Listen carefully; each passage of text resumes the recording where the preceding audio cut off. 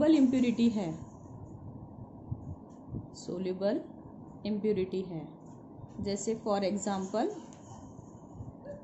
Salt in water,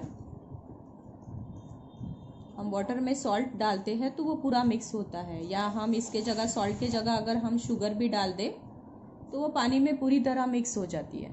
अगर ऐसी soluble impurity रहती है तो इन दैट कंडीशन उस लिक्विड का जो सरफेस टेंशन है, सरफेस टेंशन वो बढ़ जाता है, यानी इंक्रीज हो जाता है।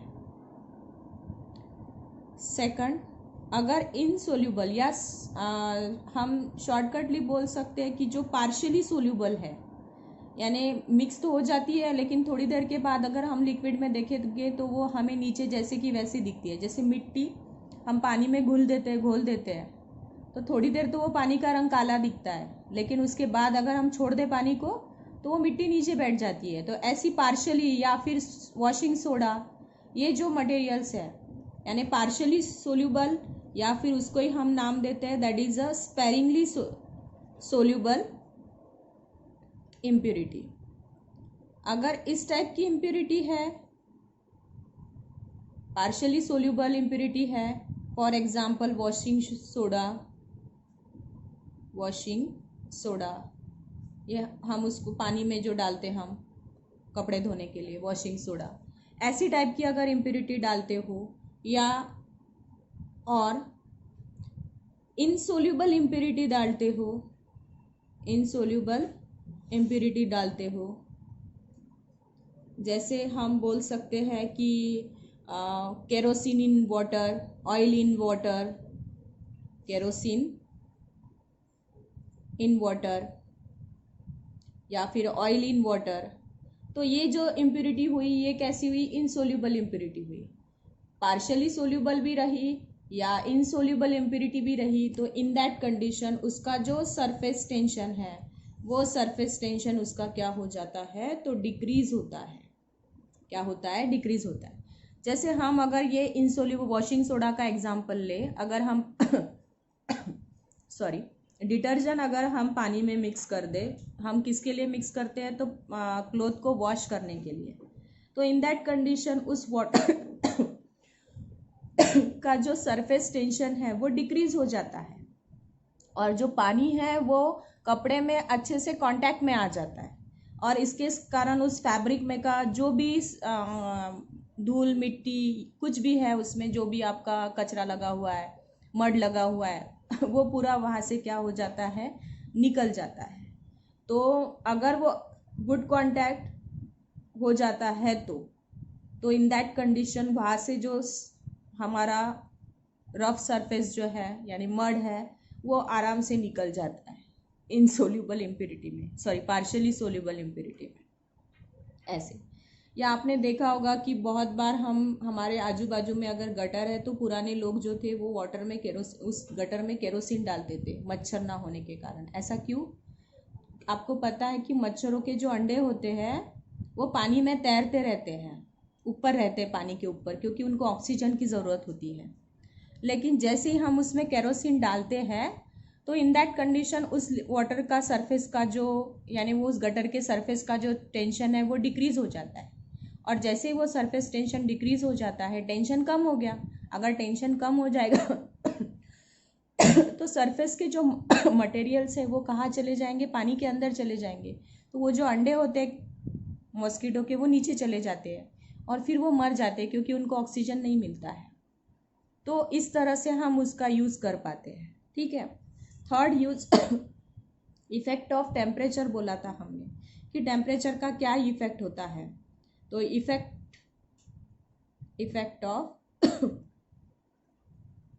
टेम्परेचर, अब बहुत से ऐसे लिक्विड है कि जिसका सरफेस टेंशन जैसे ही आप टेम्परेचर इंक्रीज करते हो, लिक्विड टेम्परेचर इंक्रीजेस, तो उसका जो सरफेस टेंशन है वो डिक्रीज हो जाता है। हमने अगर टेम्परेचर बढ़ा दिया, बहुत से लिक्विड का होता है ऐसे कि अगर हमने उसका टेम्परेचर बढ़ा दिया तो उसका सरफेस टेंशन जो है वो क्या हो जाता है? डिक्रीज हो जाता है।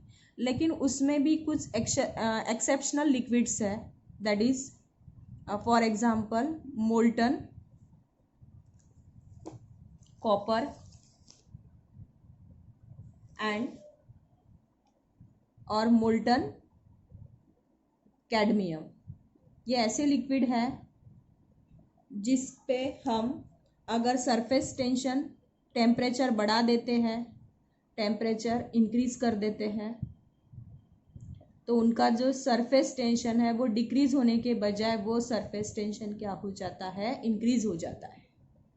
ये एक्सेप्शन में है, यानी नियर अबाउट सभी लिक्विड में ऐसा होता है कि अगर टेम्परेचर बढ़ा दो तो सरफेस टेंशन डिक्रीज हो जाता है। लेकिन उसमें भी मोल्टन कॉपर और मोल्टन कैडमियम, ये जो लिक्विड्स है, इनके जो लिक्विड्स है उनका अगर हम टेम्परेचर बढ़ा दें तो इन दैट कंडीशन उनका जो सरफेस टेंशन है वो भी क्या हो जाता है, बढ़ जाता है। और एक क्रिटिकल टेम्परेचर के बाद सरफेस टेंशन, किसी भी लिक्विड का सरफेस टेंशन क्या हो जाता है, zero. After critical temperature surface tension of a liquid becomes zero. हर एक लिक्विड का आफ्टर क्रिटिकल टेम्परेचर उसका सरफेस टेंशन जो है लिक्विड का, अगर आप टेम्परेचर बढ़ा भी दोगे या कम भी करोगे तो in that condition critical temperature के बाद after critical temperature surface tension of a liquid becomes zero. तो इन दैट कंडीशन उसका सरफेस टेंशन क्या हो जाता है, जीरो हो जाता है। ठीक है, अब नेक्स्ट कंसेप्ट पे आते हैं हम, excess pressure across the free surface. यानी फ्री सरफेस पे अगर हम एक्सेस प्रेशर लगा दें तो इन दैट कंडीशन उनका शेप कैसे होगा या शेप पे क्या इफेक्ट गिरेगा वो देखेंगे हम। That is excess pressure across free surface of a liquid। ठीक है, अब इसमें हम एक लिक्विड कंटेनर लेंगे, जैसे मैंने अब ये लिया, एक कंटेनर लिया है और इस कंटेनर में मैंने अभी के लिए मिनिस्कस का शेप प्लेन बताया हुआ है। ठीक है, ये मिनिस्कस है। अब इस मिनिस्कस के जस्ट ऊपर मैंने एक ए मॉलिक्यूल लिया है और जस्ट नीचे मैंने एक बी मॉलिक्यूल लिया हुआ है, और इन दो मॉलिक्यूल्स के बीच में की जो लेयर डिफरेंस है वो ज़ीरो है। लेयर डिफरेंस जो है इन मॉलिक्यूल्स के बीच में का ये ज़ीरो है, यानी हम just before and after the surface film ऐसा बोल सकते हैं। मॉलिक्यूल्स कैसे है, just before and after the surface film, due to which the surface tension becomes surface layer जो है उन दोनों में की difference in the surface layer becomes zero. ठीक है, अब यहाँ पे आपको पता है कि लिक्विड जो है रहता है वो खुद अपना एक सरफेस टेंशन बना लेता है, यानी एक फोर्स उसके खुद में एक फोर्स होता है। तो हमने उस फोर्स को Ft से डिनोट किया हुआ है, due to the liquid.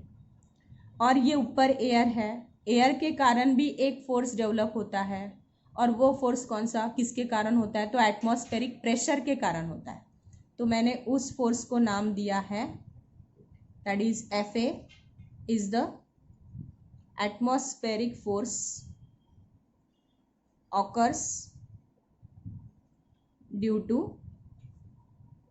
Atmospheric pressure. ठीक है, ऊपर के एयर के प्रेशर, एयर के कारण उसमें जो फोर्स डेवलप होता है वो कौन सा फोर्स लिया है हमने, that is Fa is the atmospheric force. ठीक है, अब यहाँ पे हम दो टाइप के, जैसे मैंने ये प्लेन सरफेस लिया हुआ है, प्लेन के ऊपर ए मॉलिक्यूल लिया है और प्लेन के नीचे कौन सा मॉलिक्यूल लिया है मैंने, बी सरफेस पे। अब यहाँ पे मैंने जो सरफेस बताया हुआ है वो मैंने एक स्ट्रेट लाइन बोला है। अब यहाँ पे ये जो मिनिस्कस बना है वो कैसे बना है, स्ट्रेट लाइन बना है। ऐसा क्यों हुआ, क्योंकि यहाँ पे जो रिजल्टेंट फोर्स है due to the surface tension के कारण, यानी रिजल्टेंट फोर्स कौन सा, तो Ft on the molecule B. इस मॉलिक्यूल बी पे जो फोर्स लग रहा है वो कैसा है, तो जीरो है, यानी Ft force, resultant Ft force कैसे लग रहा है, जीरो लग रहा है। और ये इस पे से ये एटमॉस्फेयर भी डिसाइड कर लेगा कि मुझे इस पे कितना प्रेशर देना चाहिए। तो इन दैट कंडीशन यहाँ पे इन दोनों फोर्स की डायरेक्शन अपोजिट और सेम फोर्स लग जाएंगे, Ft एंड एफ ए, ये दोनों फोर्स कैसे लगेंगे, सेम। और यहाँ पे जो सरफेस बनेगा मिनिस्कस का वो कैसे बनेगा, तो प्लेन सरफेस। रिजल्टेंट फोर्स और ये फोर्स सेम होने के कारण यहाँ का और यहाँ का प्रेशर भी सेम हो जाएगा। अगर यहाँ का और यहाँ का प्रेशर सेम हो जाता है तो मिनिस्कस कैसे बनेगा, आपका स्ट्रेट लाइन पाथ बनेगा। ठीक है, अब सेकंड सरफेस आते हैं, ये प्लेन सरफेस का था। अब हम आते हैं that is a convex surface, convex liquid surface. फिर से हमने एक कंटेनर लिया, उसमें मर्क्यूरी डाल दिया। आपको पता है मर्क्यूरी का जो मिनिस्कस आता है वो कॉन्वेक्स शेप का आता है, ऐसे ऊपर से देखोगे तो ये कॉन्वेक्स है और नीचे से देखोगे तो कॉनकेव है। ऊपर से देखोगे आप इसको तो ये कौन सा शेप है, कॉन्वेक्स है, और नीचे से देखोगे तो कौन सा शेप आता है, तो कॉनकेव शेप आता है। मैं अब इसको डिटेल में नीचे लेती हूँ। ये देखो, ये आपका शेप है वो, ठीक है, आपका यानी सरफेस का मर्क्यूरी के, ठीक है, लिक्विड के सरफेस का। अब यहाँ पे क्या होता है, आपको ये भी पता है हमने पिछले रिलेशन में भी लिया था कि जो कॉनकेव साइड का प्रेशर होता है वो हमेशा कॉन्वेक्स साइड से ज़्यादा होता है। ठीक है, हम लिक्विड को, हम सरफेस टेंशन का हम फोर्स लेते हैं तो वो टेंजेंशियल फोर्स बोलते हैं। तो मैंने अगर इसको टेंजेंस ड्रॉ कर ली इस ए मॉलिक्यूल से, सॉरी दिस बी मॉलिक्यूल से और ए मॉलिक्यूल से, इस सरफेस पे मैंने टेंजेंट ड्रॉ करी, तो जो सरफेस टेंशन वाला फोर्स है, ये जो फोर्स है वो डाउनवर्ड में जा रहा है। यानी बी पॉइंट पे जो आपका फोर्स लग रहा है वो कौन से डायरेक्शन में जा रहा है, डाउनवर्ड डायरेक्शन में। और एटमॉस्फेयर जो है वो भी यहाँ से डाउनवर्ड डायरेक्शन में ही फोर्स लगा रहा है। यानी यहाँ पे टोटल फोर्स जो रहेगा, टोटल फोर्स जो बनेगा, टोटल फोर्स वो किसका कॉम्बिनेशन बनेगा, that is F A plus F T. यानी दोनों फोर्स किस डायरेक्शन में लग रहे हैं, तो डाउनवर्ड डायरेक्शन में लग रहे हैं। तो इसके कारण इसका बी मॉलिक्यूल का जो प्रेशर है वो बढ़ जाएगा as compared to the A molecule. Pressure of B is greater than pressure of A. B का प्रेशर बढ़ रहा है as compared to the pressure of A, क्योंकि सबका सब कहाँ लग रहा है, तो डाउनवर्ड डायरेक्शन में लग रहा है। तो बी का प्रेशर क्या जब बढ़ रहा है, क्या हो रहा है, तो बढ़ रहा है। तो और हमें ये भी पता है कि कॉनकेव शेप में pressure on concave side, pressure on concave side is greater than pressure on convex side. यानी नीचे के डायरेक्शन में नेट फोर्स लग रहा है, तो यहाँ पे आने वाला जो रहेगा, यहाँ से प्रेशर आपका बी पॉइंट पे प्रेशर बढ़ रहा है as compared to the A point. तो इसलिए ये जो शेप बनेगा वो कौन सा शेप बनेगा, तो कॉन्वेक्स शेप बनेगा। ठीक है, अब तीसरे पार्ट पे आते हैं हम, जो हम लिक्विड का ले रहे हैं, फिर से कौन सा ले रहे हैं आप, concave surface of a liquid. Surface कौन सा ले रहे हैं, कॉनकेव। अब यहाँ पे फिर से B and this is A point. यहाँ पे अगर हम इसका टेंजेंशियल फोर्स निकालते हैं तो वो ऐसा लगता है, यानी इधर एफ टी लग रहा है और इस डायरेक्शन में, अपवर्ड डायरेक्शन में एफ टी लग रहा है, और ये इस डायरेक्शन में फिर से हमारा कौन सा फोर्स लग रहा है, एटमॉस्फेरिक फोर्स। और इसका भी बी पॉइंट का जो नेट फोर्स है वो भी कौन से डायरेक्शन में लग रहा है, तो अपवर्ड डायरेक्शन में लग रहा है। तो in that condition F A and F T कैसे हो रहा है, अपोजिट डायरेक्शन में जा रहे हैं। F T force due to the surface tension F T on the molecule B is vertically upward. B molecule पे जो फोर्स लग रहा है वो कहाँ लग रहा है, वर्टिकली अपवर्ड। और एटमॉस्फेरिक कहाँ लगा रहा है, वर्टिकली डाउनवर्ड। एटमॉस्फेरिक फोर्स भी कहाँ लग रहा है, वर्टिकली डाउनवर्ड। या एटमॉस्फेरिक प्रेशर भी कहाँ पे लग रहा है, डाउनवर्ड डायरेक्शन में लग रहा है। लेकिन इन दोनों की डायरेक्शन कैसी है, अपोजिट। ये अपवर्ड में जा रहा है और ये कहाँ जा रहा है, डाउनवर्ड में जा रहा है। और फिर से हम बोल सकते हैं कि इसके कारण क्या हो रहा है कि this develop a lesser pressure at point B. B point पे कम प्रेशर लगा रहा है। अगर बी पॉइंट पे कम प्रेशर लगेगा तो फिर से बी कौन से साइड में आ रहा है, कॉन्वेक्स साइड में, और ए कौन से साइड में आ रहा है, कॉनकेव साइड में। और फिर से हमें पता है pressure on concave side is greater than pressure on convex side. तो इन दैट कंडीशन यहाँ पे जो मिनिस्कस का शेप बनेगा वो कौन सा शेप बनेगा, तो that is a concave shape. यहाँ पे प्रेशर कम होगा, यहाँ पे प्रेशर बढ़ जाएगा, ठीक है, बी पॉइंट पे, क्योंकि ये भी अपवर्ड में लग रहा, ये डाउनवर्ड में इक्वल और अपोजिट फोर्स लग रहा है, तो बी पॉइंट का प्रेशर कम हो जाता है, यहाँ पे बी पॉइंट का प्रेशर बढ़ जाता है, और यहाँ पे बी पॉइंट का और ए पॉइंट का प्रेशर कैसे हो जाता है, इक्वल हो जाता है, ठीक है। तो that is the shape of the meniscus due to the pressure.